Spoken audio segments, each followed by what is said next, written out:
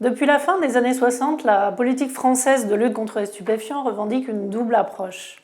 Une guerre à la drogue, couplée à la mise en place d'un arsenal sanitaire.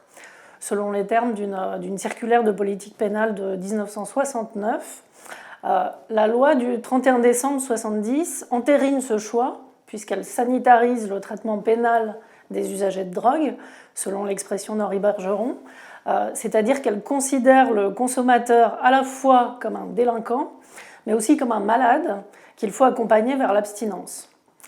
L'injonction thérapeutique, qui est créée par la loi de 1970, traduit cette ambivalence. L'usager de stupéfiants peut échapper à des poursuites pénales, à condition d'accepter des soins garantis anonymes et gratuits. Les conditions d'application de cette injonction thérapeutique ont beaucoup évolué depuis les années 70. Avec l'essor de la consommation de stupéfiants en population générale, en particulier de cannabis, les interpellations pour infraction à la législation sur les stupéfiants ont été multipliées par 40, dépassant 160 000 personnes en 2020. La plupart de ces interpellations mettent en cause des usagers, dans plus de 8 cas sur 10, surtout de cannabis. Face à cet afflux de procédures, les magistrats du parquet ont multiplié le recours aux alternatives aux poursuites, l'objectif étant de limiter les classements sans suite en proposant des réponses pénales qui se veulent plus qualitatives. En clair, il s'agit d'informer les usagers sur les risques de la consommation, voire de les inciter à se soigner plutôt que d'administrer une stricte réponse punitive. Alors, ce qu'on va voir ici, c'est comment, dans leur rôle d'aiguillage des procédures, les magistrats du parquet ont adapté leurs pratiques de traitement de l'usage de stupéfiants et comment cela les a conduits à cibler des profils de plus en plus spécifiques d'usagers. On verra ensuite comment l'application de ces nouvelles mesures, qui prétendent assurer un juste équilibre entre sanctions, prévention et incitation aux soins, est parfois concurrencée par une dynamique managériale de gestion des flux. Alors, en 50 ans, une trentaine de circulaires de politique pénale sont venues préciser les conditions d'application de la loi de 70. Elles accompagnent donc la mise en œuvre de plusieurs générations de sanctions pénales qui ont été créées dans les années 70, puis dans les années 90, puis depuis la décennie 2000. Ces nouvelles mesures alternatives aux poursuites ont deux caractéristiques. D'abord, elles revendiquent une visée préventive et sanitaire, et puis elles ciblent d'autres publics que strictement les usagers toxicodépendants, qui sont supposés relever de l'injonction thérapeutique. Au fil de l'augmentation du contentieux des stupéfiants, les parquets ont développé ces alternatives pour limiter les classements secs avant tout, mais aussi les rappels à la loi, considérés comme peu dissuasifs. Donc cette nouvelle génération de mesures pénales a été construite avant tout dans l'objectif d'individualiser la réponse pénale et donc de diversifier les sanctions selon le profil des usagers. Notre recherche, elle souligne d'abord la montée en puissance des alternatives pédagogiques et préventives qui incluent une dimension sanitaire. C'est le premier point. La question est alors comment la recherche d'une réponse graduée à l'usage de stupéfiants, qui est un invariant des recommandations de politique pénale, s'accommode de cette montée en charge. Et surtout, comment elle fait prévaloir la logique d'incitation aux soins qui a été promue par les circulaires face aux usagers de stupéfiants pris dans le filet pénal. Au-delà de l'injonction thérapeutique, deux dispositifs alternatifs ont été conçus au cours du temps. D'abord, les orientations sanitaires et sociales, puis les stages de sensibilisation au danger de l'usage de produits stupéfiants. C'est le terme officiel. On va donc revenir ici sur ces trois types de sanctions pénales et la manière dont elles ont évolué au cours des 3 dernières décennies. Alors, premièrement, les orientations sanitaires et sociales traduisent ce souci d'individualisation de la sanction qu'on retrouve dès les premières circulaires d'application de la loi du 31 décembre 1970, avec des préconisations en faveur, je cite, d'une prise en charge d'ordre psychologique, qui se veut, je cite toujours les termes des circulaires de l'époque, qui se veut légère et personnalisée. En particulier pour les usagers de cannabis, qui sont alors considérés comme peu susceptibles d'être en situation de dépendance et qui ne relèvent donc pas de l'injonction thérapeutique. La création de cette orientation sanitaire et sociale, elle traduit ce souci de développer non pas une obligation de soins, mais une incitation aux soins. Alors, l'orientation sanitaire et sociale, elle est consacrée par la loi du 23 juin 1999 qui prétend renforcer l'efficacité de la procédure pénale. Et une circulaire de la même année en définit le public cible dans ces termes. Il s'agit des usagers de substances psychoactives dont l'interpellation laisse paraître des difficultés d'ordre familial, médical, social, professionnel ou scolaire. Mais le public cible, c'est aussi les usagers dits récréatifs, c'est le terme qui est alors consacré, qui ne souffrent pas de difficultés d'insertion. Ce qui veut dire en clair que l'orientation sanitaire et sociale s'adresse aux usagers de cannabis, mais aussi aux héroïnomanes et aux cocaïnomanes, uniquement lors de leur première interpellation. Autrement dit, cette mesure, elle est fléchée vers les consommations qui commencent à poser problème, à un stade précédant la dépendance. La plus récente circulaire de politique pénale relative aux alternatives aux poursuites, qui est datée de mai 2017, le confirme en réservant cette mesure d'orientation sanitaire et sociale aux usagers sans antécédent d'interpellation, qui présentent une problématique d'addiction faible ou débutante et ou des difficultés d'insertion socio-professionnelle. Ça veut dire quoi? Ça veut dire que cette mesure est présentée comme le deuxième stade de réponse pénale après le rappel à la loi, qui doit permettre un premier contact entre la personne interpellée et le dispositif sanitaire et social, mais c'est aussi le premier échelon d'une réponse judiciaire à caractère sanitaire. En pratique, elle conduit à un classement de la procédure à condition que l'auteur des faits contacte une structure sanitaire pour un simple rendez-vous et transmette à la justice une preuve de présence sous la forme d'une attestation. L'intérêt de cette mesure, il est mis en question par de nombreux professionnels de santé qu'on a interrogés dans cette recherche, qui soulignent l'importance cruciale d'une demande de soins pour obtenir une adhésion thérapeutique. Alors justement, pour travailler davantage la dimension éducative et l'information sanitaire avant d'orienter vers des soins, des stages dits de sensibilisation au danger de l'usage de produits stupéfiants ont été créés par la loi de prévention de la délinquance du 5 mars 2007. Ils sont inspirés de stages qui visent à responsabiliser les auteurs d'infractions, comme par exemple le stage de sensibilisation à la sécurité routière. Ce stage de sensibilisation stupéfiant revendique une visée pédagogique tout en étant payant. C'est l'originalité de ce dispositif. Selon les termes du Code pénal, il vise à faire prendre conscience aux condamnés des conséquences dommageables de l'usage de produits pour la santé humaine et pour la société. Ce stage cible lui aussi des usagers qui déclarent une consommation occasionnelle ou récréative de cannabis. En pratique, il est souvent ordonné dans le cadre d'une composition pénale, mais il peut être également prononcé dans le cadre d'une peine. Plus de 20 000 stages ont été prononcés en 2018, dont la moitié au titre d'une composition pénale ou d'une alternative aux poursuites. Donc on voit que cette mesure s'est largement déployée.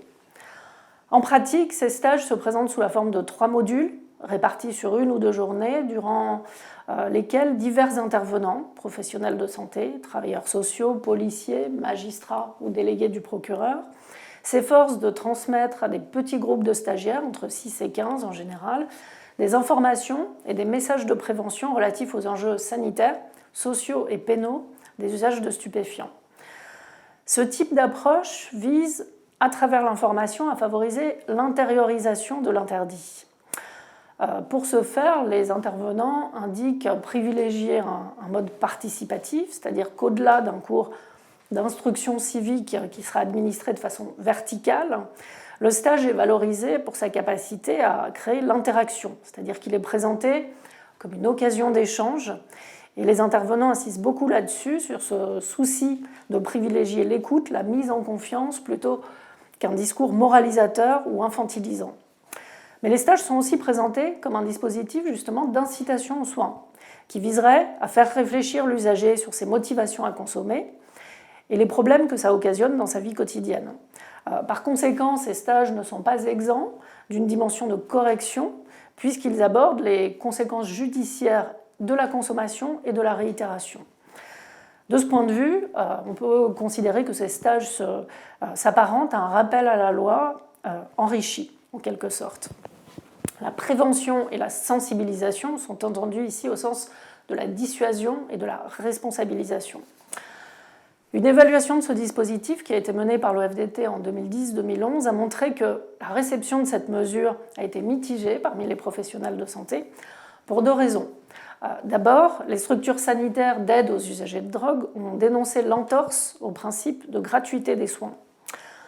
Par ailleurs, beaucoup de structures ont refusé de s'impliquer dans la mise en œuvre de ces stages pour ne pas apparaître comme des auxiliaires de justice, leur priorité étant de maintenir le lien de confiance avec les usagers. 10 ans après cette évaluation de l'OFDT, notre recherche confirme les réserves des professionnels de santé à l'égard de ces stages, malgré leur montée en puissance, même si certains déploient un discours plus positif, considérant que la pédagogie peut avoir, je cite, une certaine forme d'efficacité, et que les stages permettraient de toucher ceux qui ne sont pas rentrés encore en addiction, je cite toujours, ou les personnes très éloignées du soin.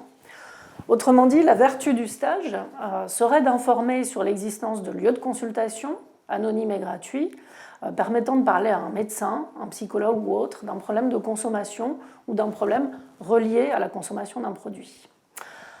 Alors, beaucoup des soignants qu'on a interrogés émettent cependant des doutes sur l'efficacité du dispositif. Ils pointent d'abord l'impact faible d'interventions limitées à 1 ou 2 journées, considérant qu'un cours intensif ne saurait transformer les comportements.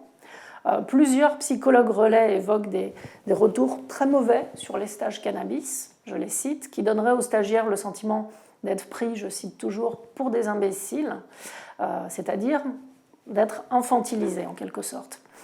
Quelques magistrats apparaissent eux aussi dubitatifs sur ces stages. Une ancienne parquetière ayant animé des stages justement parle d'une fausse bonne idée. Ce sont ces termes consistant à traiter collectivement ce qu'on ne peut plus traiter individuellement. D'autant que, d'après elle, je reprends ces termes, 15 sur 20 arrivaient en retard, 10 sur 20 dormaient au fond de la salle, et les 10 autres n'en avaient absolument rien à fiche. À l'instar des magistrats du parquet, des professionnels de santé mentionnent même des effets pervers de ces stages qui mettraient en relation des consommateurs entre eux, qui s'échangeraient ainsi des bons plans, entre guillemets. Quelques mots de l'injonction thérapeutique maintenant, dont le champ d'application a connu des variations depuis les années 70.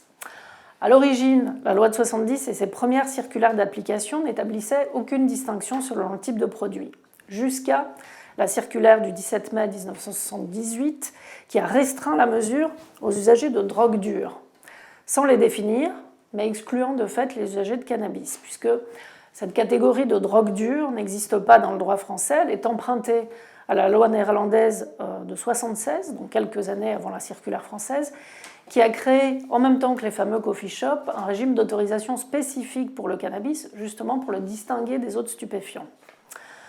10 ans plus tard, en 1987, le principal critère d'orientation vers une injonction thérapeutique a changé. C'est-à-dire qu'il est indexé non plus sur le produit en cause, mais sur le niveau de dépendance. Le champ d'application de l'injonction thérapeutique est alors étendu à tout usager habituel qui présente des signes d'intoxication ou qui reconnaît se livrer régulièrement à la consommation de stupéfiants ou qui a déjà été interpellé pour les mêmes faits. Malgré cela, de nombreux parquets ont continué de prononcer des injonctions à l'encontre d'usagers de cannabis non dépendants. Troisième phase d'application de l'injonction thérapeutique, depuis la fin des années 90, plusieurs circulaires ont réaffirmé le choix de recentrer l'injonction sur les usagers réellement dépendants, selon les termes d'une circulaire de juin 1999, et les cas d'addiction les plus lourds, c'est-à-dire les usagers de drogue dites dures, retour à cette notion de drogue dure qui n'existe pas dans la loi, ou polytoxicomanes, c'est-à-dire ceux qui cumulent différentes consommations de stupéfiants, d'alcool, de substances médicamenteuses par exemple. D'autres textes ont confirmé ce ciblage des usagers toxicodépendants. Ce public cible a même été étendu depuis une réforme de 2007 à la consommation excessive ou habituelle de boissons alcooliques. C'est la circulaire de mai 2008, ce qui veut dire que depuis 15 ans, le périmètre de l'injonction thérapeutique a été élargi assez largement, depuis une quinzaine d'années à l'alcool, en sus des usagers concernés par des consommations massives de stupéfiants, quels qu'ils soient. Orientation sanitaire et sociale, stage ou injonction thérapeutique pour arbitrer entre les orientations selon le niveau de consommation et de dépendance. Les circulaires ministériels n'ont cessé d'insister sur l'importance d'enquêtes sociales rapides ou à minima d'une audition circonstanciée de l'usager. Là encore, c'est les termes d'une circulaire de 2005. Toutefois, en pratique, on l'a vu dans notre recherche, les enquêtes sociales sont rares. Le traitement en temps réel des affaires pénales, qui se traduit le plus souvent par une prise de décision immédiate lorsque les OPJ contactent leur permanence téléphonique, laisse rarement aux magistrats du parquet le temps de vérifier si l'usage est occasionnel, régulier ou relevant d'une dépendance. Dans un second temps de cette présentation, on va voir comment en pratique les rationalités sanitaires entrent parfois en contradiction avec les logiques pénales et gestionnaires. Les magistrats se basent sur des critères d'ordre pénal plus que sanitaire et social, et cette tendance s'est renforcée avec la généralisation de barèmes de sanctions. Donc ce qu'on va montrer maintenant, c'est comment l'affirmation d'une logique gestionnaire dans le traitement de l'usage de stupéfiants par les parquets a limité de fait le champ des mesures à dimension sanitaire. Alors on a vu à l'instant les nombreuses tentatives ministérielles pour définir précisément le public de chaque alternative aux poursuites à partir des niveaux de consommation et de dépendance. Cela dit, en pratique, d'autres critères judiciaires contrecarrent cette ambition de faire primer une logique de soins. L'analyse quantitative des dossiers qu'on a pu faire dans le cadre de cette recherche permet d'identifier et de hiérarchiser 5 types de critères qui sont mobilisés par les magistrats du parquet lors de l'orientation pénale. Ils sont présents sur cette diapositive. Alors je commence par le premier critère, la gravité des faits. Dès 1970, une question s'est posée. L'injonction thérapeutique se justifie-t-elle pour des usagers de stupéfiants qui ont commis d'autres infractions que l'usage, par exemple de la revente, du trafic, voire plus? Mais alors évidemment, en pratique, distinguer un usager simple d'un usager revendeur ou d'un petit trafiquant pose tout un tas de problèmes puisqu'il est difficile de statuer sur la place du trafic par rapport à l'usage, sachant que le trafic sert justement parfois à financer la consommation. Alors, outre ces problèmes d'interprétation de la loi et de ses circulaires d'application, au milieu des années 80, dans un contexte de politique pénale guidée par un indispensable souci de fermeté, je cite les termes d'une circulaire de 87, la dimension curative de la sanction pénale a été reléguée au stade de l'exécution de la peine. Ce qui veut dire qu'au début des années 2000, le prononcé des injonctions thérapeutiques ne dépendait pas prioritairement du niveau de dépendance.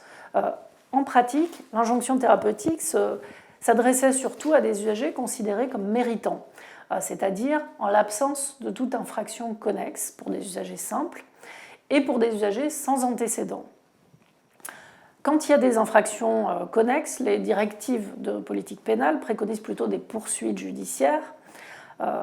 Ainsi, pour peu qu'ils détiennent une quantité relativement importante de stupéfiants et qu'ils soient impliqués dans la revente, les usagers se trouvent a priori exclus des mesures alternatives à dimension sanitaire, fussent-ils dépendants. Or, on voit grâce à cette recherche que ces situations sont loin d'être exceptionnelles, puisque dans notre échantillon, dans 3 cas sur 10 où une qualification d'usage est retenue, d'autres infractions à la législation sur les stupéfiants, au-delà d'une simple détention, apparaissent dans le dossier, par exemple de l'offre ou de la cession. Donc en clair, le fait d'avoir revendu à d'autres usagers. C'est particulièrement le cas avec les usagers quotidiens de produits, qu'il s'agisse de cannabis ou d'autres stupéfiants, opiacés, cocaïne, crack, etc. Dans les dossiers d'infraction à la législation sur les stupéfiants, qui ont été traités en 2010 et 2015 dans les 4 juridictions où on a pu accéder aux dossiers d'alternative, la mention d'autres infractions à la législation sur les stupéfiants qu'un usage simple divise par 6 la probabilité d'une orientation sanitaire et sociale. De façon générale, la probabilité de poursuite judiciaire est multipliée par 6 dès que l'usage est associé à d'autres infractions à la législation sur les stupéfiants. Et cette probabilité est multipliée par 15 quand l'usage va de pair avec des infractions autres que des infractions sur les stupéfiants. Ce qu'on peut donc conclure, c'est que le périmètre des alternatives sanitaires se trouve de fait réduit au cas d'usage simple. En tout cas, c'est un des éléments qu'on a pu constater dans cette recherche. Le deuxième critère actif d'orientation des procédures dans les pratiques des magistrats, il est lié au type de produits consommés. Si les directives de politique pénale recommandent d'orienter selon le niveau de consommation, selon l'état de dépendance, en pratique, les magistrats du parquet se fondent surtout sur le produit en cause. Les régressions logistiques qu'on a pu réaliser dans le cadre de cette recherche montrent trois choses principales. D'abord, les rappels à la loi sont trois fois plus fréquents lorsque la consommation se limite au cannabis. Plus généralement, les alternatives aux poursuites sont bien plus répandues parmi les usagers de cannabis sans autres produits. A l'inverse, consommer d'autres drogues illicites que le cannabis multiplie par 2 le risque de poursuite pénale.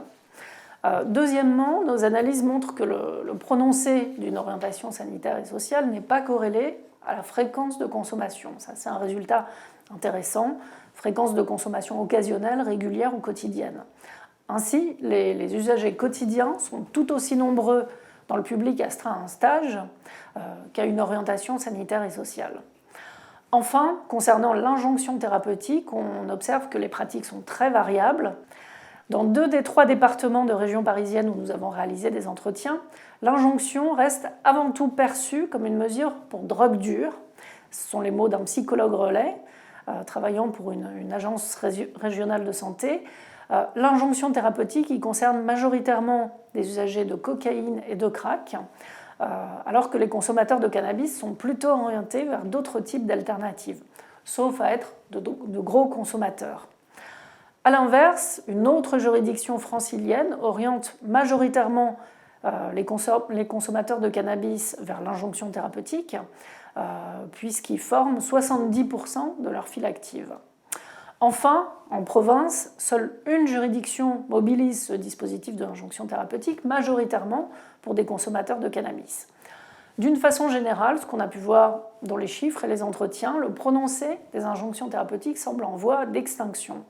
Ce mouvement traduit un rétrécissement plus général de la place des sanctions en dimension sanitaire dans la réponse pénale aux usagers de stupéfiants au profit de critères judiciaires. En effet, au-delà de la gravité des faits et du produit en cause, les choix d'orientation des magistrats du parquet apparaissent fortement guidés par des antécédents judiciaires. Comme les magistrats du siège, les parquets mobilisent une stratégie de gradation des réponses selon la carrière pénale des justiciables. Toutes choses égales par ailleurs, les poursuites correctionnelles s'avèrent 11 fois plus probables en présence d'antécédents.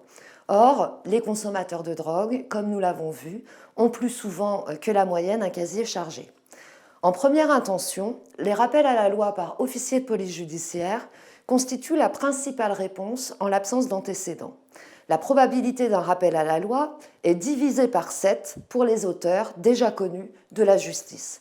Ils ne sont pas pour autant systématiquement exclus, mais sont alors plus souvent réalisés par un délégué du procureur dans l'enceinte même du tribunal pour un avertissement plus solennel. Les orientations sanitaires et sociales et les stages sont ensuite privilégiés. Ces derniers sont le plus souvent prononcés dans le cadre d'une composition pénale, dans 84% des cas. Soucieux de limiter les rappels à la loi, certains parquets, toutefois, recourent au stage dès la première interpellation. Une amende de composition pénale peut également s'y substituer ou découler de l'inexécution des mesures précédentes. Concernant l'injonction thérapeutique, les pratiques sont disparates. Dans les années 1970 et 1980, les circulaires ministériels ne l'excluaient pas en cas de réitération à l'identique, sauf soustraction à la cure prescrite. Or, cette hypothèse n'est pas rare. En région parisienne, les données disponibles font état de 30 à 40% d'usagers défaillants ou perdus de vue en cours de mesure. Ce taux d'attrition aurait tendance à croître et toucherait surtout les plus précaires. Dans les juridictions investiguées qui ciblent, dans le cadre de l'injonction thérapeutique, les usagers de drogue dure, les poursuites ne sont pas systématiques en cas de réitération. Le prononcé de plusieurs injonctions successives n'est pas exclu. En revanche, à Cessnières, qui tend à réserver l'injonction thérapeutique aux usagers de cannabis, moins d'un quart des usagers concernés étaient déjà connus des services judiciaires. Comme pour les obligations de soins, La primauté des critères judiciaires explique que nombre d'usagers dépendants se trouvent exclus des alternatives à dimension sanitaire. Parlons maintenant du poids des facteurs sociaux. Comme nous l'avons vu, la situation sociale et professionnelle des consommateurs de stupéfiants est globalement plus dégradée que la moyenne des personnes sous main de justice, particulièrement en cas d'usage d'autres drogues que le cannabis. Comme au stade des poursuites, cette précarité opère parfois au détriment des publics qui pourraient bénéficier d'une alternative comprenant une dimension sanitaire. Concernant les stages, les pouvoirs publics ciblent d'ailleurs explicitement par voie de circulaire les usagers, je cite, disposant d'une insertion professionnelle ou inscrits dans une formation ou une scolarité. Ce dispositif, selon les pouvoirs publics, serait inadapté, je cite, pour un usager trop désocialisé ou en situation précaire, comme les personnes sans domicile fixe. En réalité, la principale motivation résulte surtout du coût du stage, prohibitif pour de nombreux justiciables. En pratique, le fait d'être sans emploi ou sans logement stable divise par plus de 2 la probabilité d'un stage. Des poursuites pénales sont 1,7 fois plus probables, toutes choses égales par ailleurs. Du fait de l'importance que les magistrats accordent aux garanties de représentation, la probabilité de poursuite est également multipliée par plus de 2 pour les justiciables de nationalité étrangère. Les orientations pénales dépendent d'autres éléments contextuels qui tiennent à l'ampleur des infractions à la législation sur les stupéfiants selon le ressort territorial. Leur proportion varie en fonction des niveaux de consommation, mais aussi selon les taux d'interpellation. Des contraintes de gestion pèsent en effet sur les décisions des parquets.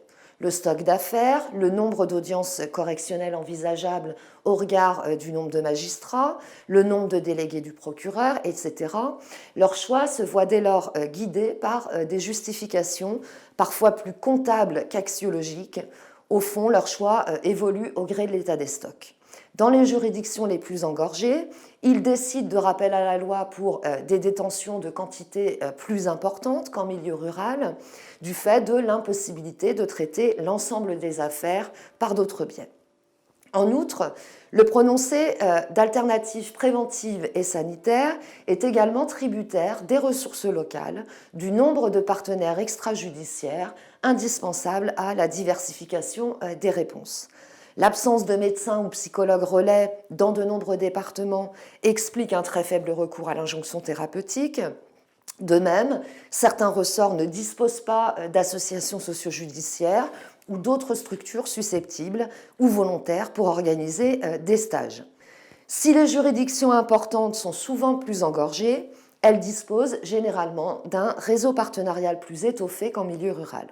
Il faut ajouter le poids des représentations et pratiques personnelles des magistrats du parquet, avec régulièrement des modifications des politiques pénales au gré des mutations des procureurs. Les pratiques de qualification sont elles-mêmes diverses, notamment sur le plan de la distinction entre usage et détention de stupéfiants selon les quantités détenues. Malgré des tentatives régulières, les circulaires nationales de politique pénale ne sont donc jamais parvenues à harmoniser les pratiques locales, y compris entre juridictions d'une même cour d'appel. En témoignent les orientations à Orsonte, Cesnières et Chastignac, qui appartiennent à la même cour d'appel. Dans les 4 juridictions prises en compte, la part des compositions pénales, à la deuxième ligne de ce tableau, oscille entre 7 et 28%, les autres alternatives entre 10 et 49%. Toutes choses égales par ailleurs, on observe que la probabilité de poursuite est nettement plus élevée dans les petites juridictions situées en milieu rural. On constate également un recours variable aux alternatives comprenant une dimension sanitaire. Ainsi, à Orsonte, près de 75% des alternatives sont de simples rappels à la loi, contre moins de 25% à Cesnières, 2 juridictions de taille moyenne. Cesnières déploie une politique pénale beaucoup plus diversifiée que les 3 autres juridictions, avec un recours nettement plus important aux orientations sanitaires et aux stages. On observe également, dans ces différentes juridictions, un recours variable à l'amende de composition. Cette hétérogénéité renforce les risques d'inégalité entre justiciables, car les choix de procédure ne sont pas sans conséquences pour les prévenus. Au-delà des niveaux de sévérité des sanctions, les rappels à la loi et les orientations sanitaires ne sont pas inscrites au casier, à la différence d'une composition pénale, et cette dernière, à l'inverse d'une condamnation, ne peut ensuite être considérée comme le premier terme d'une récidive. Au fil du temps, on observe également que cette dimension sanitaire décline au profit d'une approche plus punitive et surtout gestionnaire. On observe d'abord un effondrement des injonctions thérapeutiques, particulièrement depuis la seconde moitié des années 2000. Le ministère de la Justice recensait environ 3600 classements après injonction thérapeutique en 2000, 925 en 2018. Cette mesure, elle touche moins de 1% de l'ensemble des usagers faisant l'objet d'une réponse pénale. Près de la moitié des parquets n'en prononcent plus du tout. C'est le cas dans 4 des 6 sites de notre étude. Elles sont principalement prononcées en Île-de-France, même si leur nombre a également diminué. Toutefois, on observe en région parisienne un récent regain lié au développement du trafic et des usages de cocaïne et de crack. Dans les autres territoires français, cet effacement progressif s'explique par, je le disais, le manque de médecins relais chargés de contrôler la bonne exécution des mesures. Alors, dans le même temps, il faut légèrement nuancer cet effondrement, même si la loi ne le prévoit pas. Eh bien, certains parquets ont transformé l'orientation sanitaire et sociale en quasi-obligation de soins, c'est-à-dire qu'ils n'exigent plus simplement un rendez-vous auprès d'une structure de soins, mais des prises en charge qui peuvent s'étaler parfois de 3 à 6 mois avec au minimum un rendez-vous mensuel.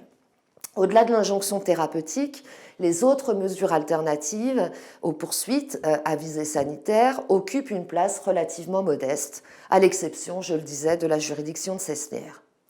Sur l'ensemble du territoire, les statistiques ministérielles montrent que les rappels à la loi sont non seulement prédominants, mais en hausse, contrairement à l'objectif de les limiter. Ils représentaient près de 70% au niveau national des alternatives pour usage en 2018. La part des orientations sanitaires tend à diminuer. Désormais, dans l'ensemble des affaires d'usage traitées par les parquets, poursuites incluses, moins d'un usager sur 10 fait l'objet d'une orientation sanitaire ou d'une injonction thérapeutique, environ 8% en 2018. En outre, loin d'un assouplissement ou d'un adoucissement des réponses pénales, on observe plutôt un accroissement des poursuites, dont la part est passée au niveau national de 39% en 2013 à plus de 46% en 2018 concernant les prévenus majeurs.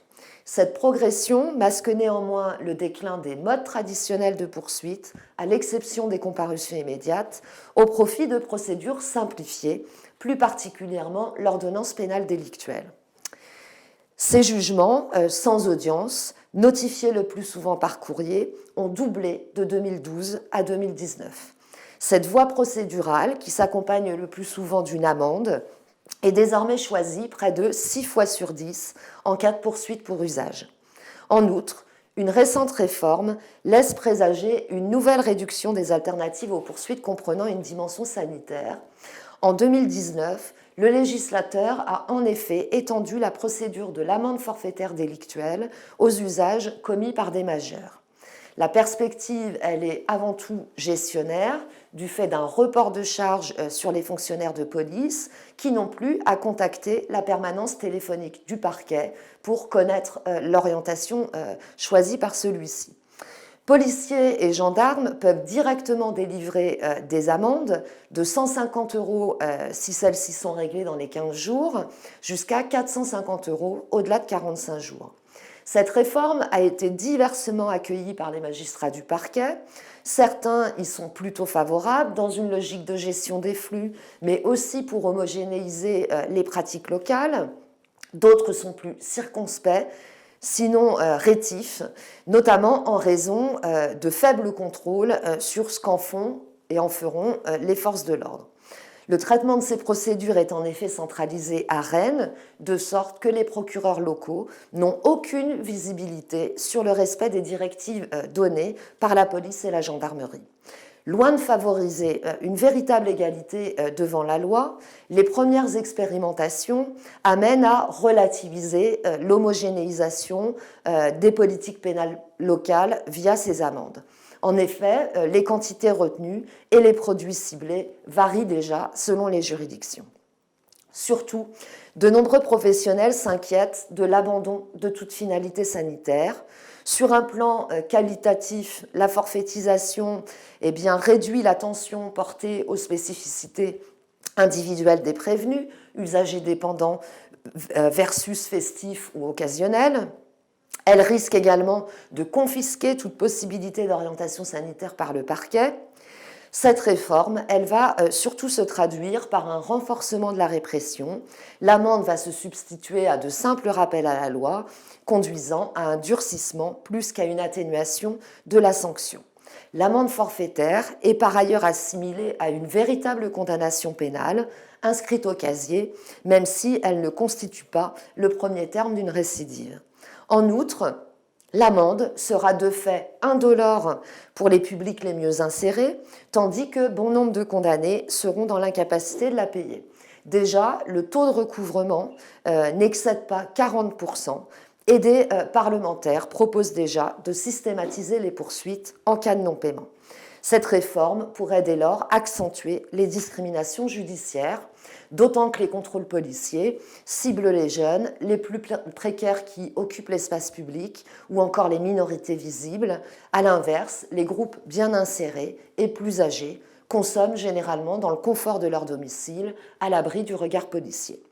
En conclusion, loin d'une dépénalisation de fait ou d'une sanitarisation des réponses pénales, l'évolution des politiques pénales révèle plutôt une systématisation et un renforcement de la répression, essentiellement sous la forme de peines pécuniaires. Le degré de punitivité des magistrats demeure néanmoins modéré, du moins en présence de simple usage.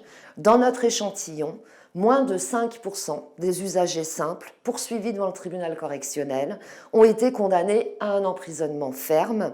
La surreprésentation des usagers dépendants en détention s'explique surtout par la commission d'infractions connexes à l'usage, par des multiréitérations et enfin par le cumul de facteurs de vulnérabilité sociale qui augmentent la probabilité d'une incarcération.